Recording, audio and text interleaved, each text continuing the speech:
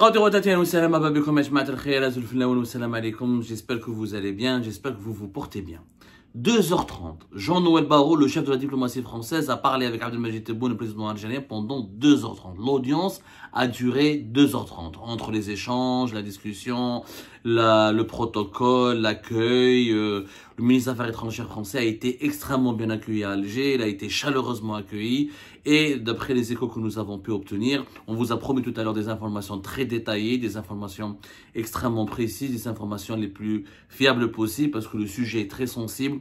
Et encore une fois, la crise entre l'Algérie et la France qui a duré 8 mois, une crise violente, une crise très dure, une crise bouleversante, une crise qui nous a tous bouleversés parce qu'elle a touché des millions de personnes qui ont des liens familiaux, des liens personnels, des liens intimes avec les deux pays. Donc, c'est pas un sujet lambda, la crise entre l'Algérie et la France.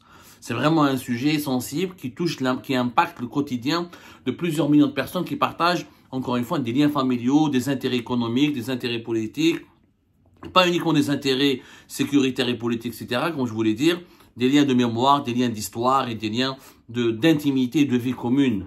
La France et l'Algérie est un véritable couple qui s'est créé dans la douleur de l'histoire, les horreurs aussi du colonialisme, mais il n'y a pas que ça aussi. Il y a eu aussi, depuis l'indépendance de l'Algérie, l'immigration algérienne, la reconstruction de la France par la main-d'œuvre algérienne, les investissements français en Algérie, l'implication d'un certain nombre de Françaises et de Français dans le processus de libération nationale, l'héritage culturel, l'héritage de la colonisation, fait en sorte que les liens de la mémoire et les liens de l'histoire, on construit le couple franco-algérien.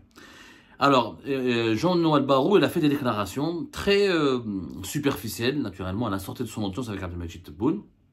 Donc, 2h30, le tout. Après, il est parti faire rapidement un tour à l'ambassade de France à Alger. Il ne va pas tarder à quitter Alger. Il devait quitter Alger. Normalement, il a déjà quitté Alger. Alors, nous allons, je pense, mettre cette vidéo en ligne pour aller au Caire, pour se rendre au Caire, où il doit attendre le président français Emmanuel Macron, qui rejoindra le Caire ce dimanche soir, pour une visite d'État en Égypte, à l'invitation du président égyptien Abdel Fattah el-Sisi pendant 2 jours. Il y aura même un sommet tripartite entre le roi de la Jordanie, le président égyptien et le président français sur la situation à Gaza. Emmanuel Macron va même aller jusqu'à la frontière entre l'Égypte et la bande de Gaza pour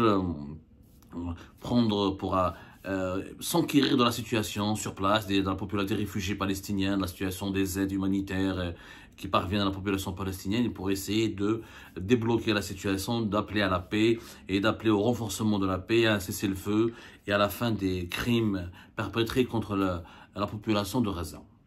Alors, Jean-Noël Barrot a dit, à la sortie de l'audience avec Abdelmadjid Tebboune, que c'est bon, que la crise, la France et l'Algérie ont tourné la page de la crise, des crises, qu'il y a eu une crise et un véritable conflit qui a généré plusieurs crises sur plusieurs sujets, que la page des tensions, les tensions qui étaient très vives et très hostiles, envenimées, a été tournée, qu'aujourd'hui il y a un processus de réconciliation qui a été acté, qui a été lancé, il y a un dialogue d'égal à égal entre l'Algérie et la France. Des déclarations superficielles qui ne reflètent pas réellement ce qui a été dit pendant l'interview, et pendant l'audience, pas une interview, lapsus d'un journaliste qui aurait aimé interviewer Jean-Noël Barrot ou Abdelmadjid Tebboune, peut-être qu'un jour ce sera possible. Pendant ces 2h30, Abdelmadjid Tebboune a quand même s'est confié à son interlocuteur français. Il a parlé à cœur ouvert et pour la première fois, je crois qu'Abdelmadjid Tebboune a donné son véritable ressenti et il a fait part de ce qu'il pensait réellement des causes et des effets de la crise qui a duré 8 mois entre l'Algérie et la France.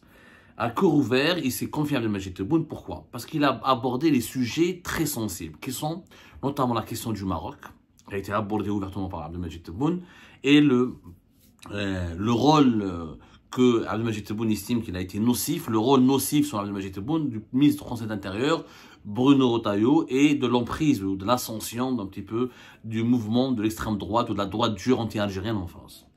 Sur le cas Bruno Retailleau, Abdelmadjid Tebboune a expliqué à Jean-Noël Barrot qu'il regrettait, franchement, qu'il regrettait énormément les comportements de Bruno Retailleau qui ont été perçus comme étant une véritable provocation, des provocations assez dangereuses qui ont aggravé la crise entre les deux pays. Abdelmadjid Tebboune a dit qu'il était vraiment exaspéré, qu'il était en colère et qu'il est encore très touché et très blessé par le comportement et les attitudes de Bruno Retailleau. Bruno Retailleau a blessé l'establishment algérien. Abdelmajid Tebboune l'a bien expliqué cela, parce qu'il s'est comporté de façon cavalière, de façon très provocante et de façon irrespectueuse. Et Abdelmajid Tebboune a appris le cas de Boualem Naaman. Il a dit comment est-ce possible qu'un ministre français de l'Intérieur décide comme ça, unilatéralement, de prendre un ressortissant algérien, quelle que soit son identité, quels que soient les faits graves qu'on peut lui imputer, qu'on lui reproche, sans consulter la justice, sans demander l'avis des juges, sans appeler les autorités algériennes, sans parler avec les services du consulaire, sans parler avec le gouvernement, sans avertir le gouvernement algérien. Il le met dans un avion et il l'envoie comme ça, comme un colis postal, comme un colis postal, comme un colis d'Amazon, comme un colis, comme une marchandise, comme un conteneur. Abdelmajid Tebboune, il a dit que ce comportement de Bruno Retailleau était insultant à l'égard de l'Algérie. Il a expliqué à Jean-Noël Barrot que Bruno Retailleau aurait pu contacter le gouvernement, son homologue, le ministre algérien de l'Intérieur. Il aurait pu contacter l'ambassade d'Algérie à Paris pour demander une coopération, pour ouvrir ce dossier, pour demander un traitement, pour demander une réaction, pour demander une solution à ce problème. Mais prendre un ressortissant algérien comme ça, même s'il a fait des conneries, même s'il a commis des dérapages graves, et le mettre dans un avion et l'envoyer comme ça dans un avion, du jour au lendemain, sans consulter personne, sans avertir personne, ça a été vécu comme une action inédite. Selon Abdelmajid Tebboune, ça s'est jamais produit auparavant entre les deux pays. Il y a toujours eu du respect. Il y a eu toujours un cadre de concertation mutuelle. Les autorités françaises avaient l'habitude de contacter les autorités algériennes pour exposer des cas urgents, des cas graves ou des cas sensibles. Les autorités algériennes étaient saisies, elles avaient un délai pour répondre. Il y avait des contacts permanents. Là, Abdelmajid Tebboune n'a pas compris, ne comprend pas, et il récuse les arguments de Bruno Retailleau. Parce que Bruno Retailleau, il a dit que durant toutes ses interventions dans les médias français, durant toutes ses sorties publiques, ses déclarations publiques, ses déclarations à la presse, il imputait toute la responsabilité des blocages en matière d'expulsion des ressortissants algériens au profil dangereux à l'administration algérienne, au régime algérien et au service de l'ambassade d'Algérie en France ou au service consulaire. Bruno Retailleau a prétendu que personne ne répondait aux différents consulats d'Algérie en France, que personne ne répondait à l'ambassade d'Algérie, que le gouvernement algérien faisait la sourde oreille et qu'il faisait du chantage à la France en matière de laissez-passer consulaire, en matière d'opération d'expulsion des ressortissants algériens jugés dangereux ou indésirables par les autorités françaises. Tebboune a récusé cet argument, il a estimé que c'était faux, que même s'il y avait une crise, que même s'il y avait un blocage ou il y a une suspension de certaines délivrances, de la délivrance de certains laissez-passer consulaires, mais que le contact était toujours maintenu et que Bruno Retailleau aurait pu appeler son homologue algérien, aurait pu demander aux autorités algériennes de mettre en place un mécanisme ou de dialoguer avec les autorités algériennes pour dire voilà, il y a un cas où nous voulons l'expulser en urgence.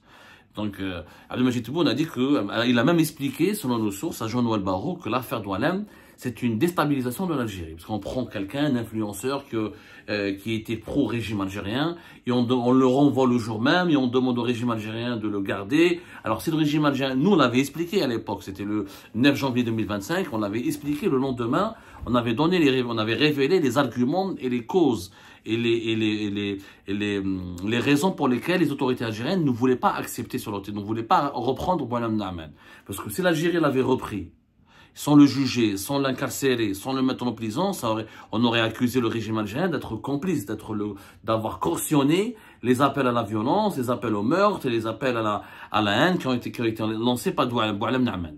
Et si l'Algérie l'avait incarcéré et jugé et puni, les partisans du régime algérien vont se dire mais attention, ce gars-là, nous on dit et vous le mettez en prison. Ça veut dire que pour les beaux yeux de la France, vous êtes même prêt à mettre vos propres supporters en prison. Donc l'Algérie ne pouvait pas le récupérer comme ça, sans jugement. Alors cette affaire a été toujours la polémique enflée énormément. Tous les projecteurs étaient braqués sur ces influenceurs algériens.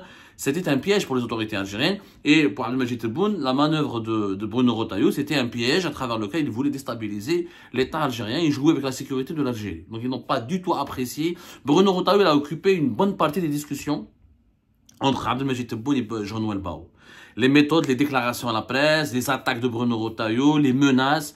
Tebboune ne comprenait pas comment et pourquoi on a laissé ce ministre de l'Intérieur menacer l'Algérie, menacer l'État algérien régulièrement, proférer des propos extrêmement violents, extrêmement virulents. Donc il a dit qu'il y avait, Abdelmadjid Tebboune a expliqué à Jean-Noël Barrot que Bruno Retailleau, du point de vue du régime algérien, a franchi les lignes. Il a franchi toutes les limites de la bienséance et qu'il a eu un comportement tellement irrespectueux et qu'il a voulu utiliser l'Algérie pour ses campagnes politiques internes. Abdelmadjid Tebboune est convaincu, il a dit à Jean-Noël Barrot, il a dit que il a voulu nous utiliser pour ses ambitions politiques internes, ses ambitions politiques dans sa famille politique, dans les Républicains pour les élections présidentielles 2027, et que ça se fait pas. Quand un ministre, un haut responsable d'un État ne peut pas utiliser comme ça un État étranger ou les problèmes avec un État étranger, les instrumentaliser aussi ouvertement, aussi immoralement pour ses besoins politiques, pour sa carrière politique. Tebboune donc s'est beaucoup attardé sur le cas de Bruno Retailleau. Il a expliqué à Jean-Noël Barrot que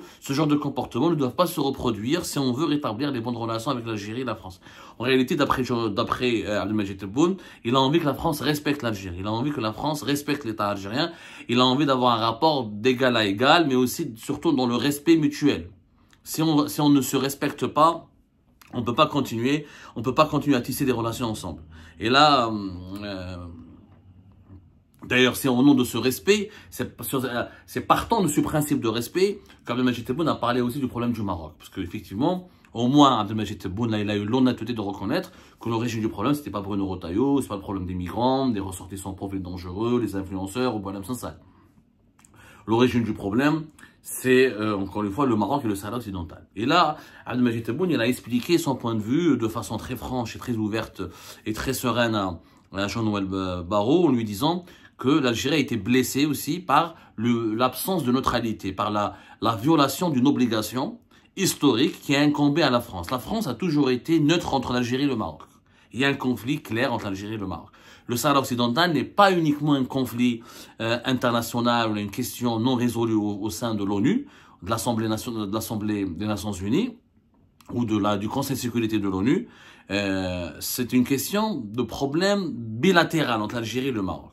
Pour l'Algérie, la sécurité nationale de l'Algérie, elle est en partie engagée dans le conflit du Sahara occidental. Voilà. Pour l'Algérie, l'expansionnisme du Maroc, sa voracité à vouloir réclamer des territoires, à la fois celui du Sahara occidental et par le passé des territoires faisant partie, des régions faisant partie du territoire algérien ou du territoire mauritanien, si le Maroc assoit sa domination totale sur le Sahara occidental, c'est quand même la sécurité nationale de l'Algérie qui est menacée, qui pourrait être menacée en tout cas. Je vous parle du point de vue, Abdelmadjid Tebboune a développé le point de vue des autorités algériennes. Je ne dis pas je suis pas en train de dire qu'il a raison, il a tort. Je vous dis ce qui s'est passé, ce qui a été dit un petit peu en résumé durant ces 2h30 qui ont permis à Jean-Noël Barrot de rencontrer, de s'entretenir avec Abdelmadjid Tebboune. Abdelmadjid Tebboune aurait aimé que la France reste dans sa position historique, neutre.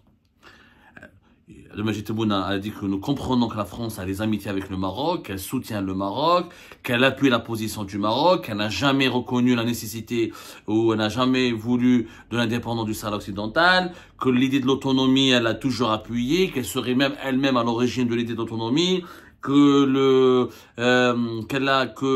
Maroc est un allié stratégique de la France. Tout cela, Abdelmadjid Tebboune a dit que ça ne dérange pas l'Algérie. Ce qui a dérangé l'Algérie, c'est que Emmanuel Macron a rompu avec un principe sacro-saint de la politique étrangère de l'État français, qui était la neutralité entre l'Algérie et le Maroc. La France est l'ami du Maroc et de l'Algérie à la fois. C'est que l'Algérie s'est sentie blessée, selon Abdelmadjid Tebboune, le pouvoir algérien s'est senti blessé, humilié, trahi par un parti pris flagrant d'Emmanuel Macron. Ce n'était pas nécessaire d'aller faire une lettre et de dire à Mohamed VI que nous reconnaissons votre souveraineté sur le Sahara occidental, que nous sommes maintenant avec vous, que nous allons défendre cette option. Le fait d'avoir affiché cette position ouvertement et publiquement et de l'avoir dit avec cette façon aussi ostensible et aussi, comment dirais-je, provocante à l'égard de l'Algérie, ça a été vécu comme étant une trahison. Ça veut dire que la France n'est plus neutre. Alors que tous les anciens présidents français étaient neutres. La France, historiquement, elle a toujours appuyé depuis 2006, je crois, début des années 2000.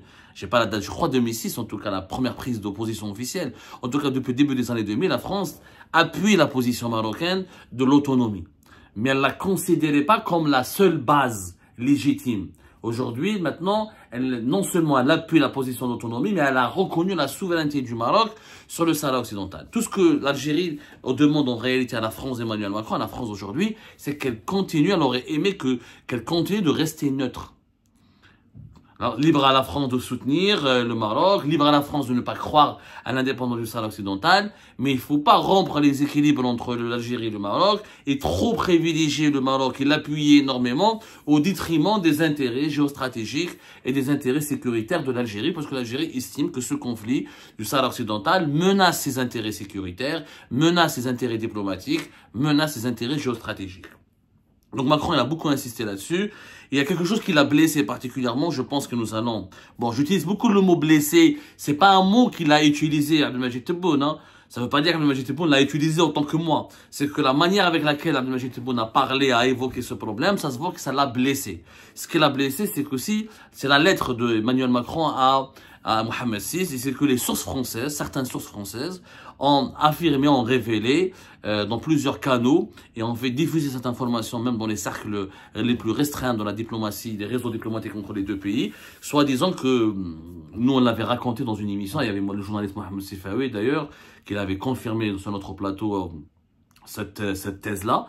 Emmanuel Macron aurait raconté qu'il avait fait lire cette lettre adressé à Mohamed VI, à Abdelmajid Tebboune, lors du G7 au mois de juin, au mois de juin 2024, lors des travaux du G7 en Italie, lorsqu'Abdelmajid Tebboune était l'un des invités, l'un des chefs d'État étrangers invités d'honneur, l'un des chefs d'État étrangers conviés et invités aux travaux du G7 en Italie. Rappelez-vous, il y avait une rencontre privée au lendemain de son arrivée en Italie, Abdelmajid Tebboune a rencontré Emmanuel Macron lors d'une rencontre privée et Emmanuel Macron et son entourage ont fait fuiter l'information comme quoi Emmanuel Macron avait averti Tebboune qu'il allait reconnaître la souveraineté du Maroc sur le Sahara occidental, qu'il allait rejoindre la position de l'Espagne et des États-Unis d'Amérique. Il lui aurait même montré la lettre qu'il préparerait et qu'il voudrait adresser à Mohamed VI. Et là, Abdelmajid Tebboune a expliqué à Jean-Noël Barrot que cette information était fausse, que Emmanuel Macron ne lui a jamais lu de lettre, il lui a juste dit voilà comment on compte se comporter, comment on a envie d'évoluer sur la position du Sahara, comment on a envie de faire évoluer notre position sur le Sahara occidental, comment on a envie de reconnaître, voilà, on veut reconnaître la souveraineté du Maroc sur le Sahara occidental, mais ça ne veut pas dire on est contre les intérêts de l'Algérie, mais il n'y a jamais eu de lettre qui a été lue. Et Abdelmajid Tebboune, d'ailleurs je vous expliquerai dans une autre émission, je préfère expliquer ce point dans une autre émission parce que ces rumeurs, ces informations qui ont fuité et qui ont été ensuite confirmées sur notre plateau par Mohamed Sifawi ont fait beaucoup de mal à Abdelmajid Tebboune et ont failli torpiller ses relations avec l'armée. Parce que si Abdelmajid Tebboune n'avait rien fait pour réagir face à la reconnaissance de la France de la souveraineté du Maroc, on aurait pu croire qu'Abdelmajid Tebboune est un agent de la France.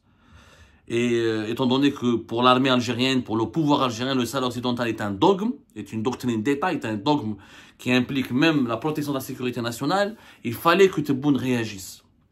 Et donc Tebboune n'a jamais cautionné le comportement d'Emmanuel Macron dans le dossier du Sahara occidental.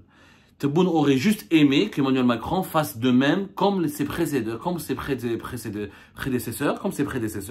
les chefs d'État français qui l'ont précédé, qui sont restés neutres, en appuyant superficiellement le projet d'autonomie marocain, mais sans aller jusqu'à reconnaître dans une lettre ouverte la souveraineté du Maroc sur le Sahara occidental, d'autant plus que Emmanuel Macron a fait plus que cela. Abdelmajid Tebboune a rappelé à Jean-Noël Barrot qu'Emmanuel Macron est parti ensuite jusqu'au Maroc au mois d'octobre 2024, à la fin du mois d'octobre, et il a fait un discours devant le Parlement marocain où il a appuyé la position, la reconnaissance française de la souveraineté du Maroc sur le Sahara occidental, où il a développé encore des prises de position extrêmement pro-marocaines et qui n'étaient pas en accord avec la légalité internationale, puisque le droit international ne reconnaît pas encore, et ça Tebboune n'a pas tort à 100%, il faut dire la vérité, le droit international ne reconnaît pas encore la marocanité du Sahara occidental, et donc, pour Tebboune, pour Abdelmajid Tebboune et les dirigeants algériens, Emmanuel Macron est parti trop loin. est parti trop loin, il a hypothéqué les relations avec l'Algérie, il a compromis les relations avec l'Algérie, il a manqué de respect à l'Algérie en allant offrir tous ses services au Maroc de façon très spectaculaire et très ostensible. Que si la France avait soutenu plus discrètement, si elle avait opté pour une méthode beaucoup plus, on va dire, discrète, beaucoup plus calme, beaucoup moins spectaculaire, beaucoup moins exubérante, peut-être qu'il n'y aurait pas eu cette crise.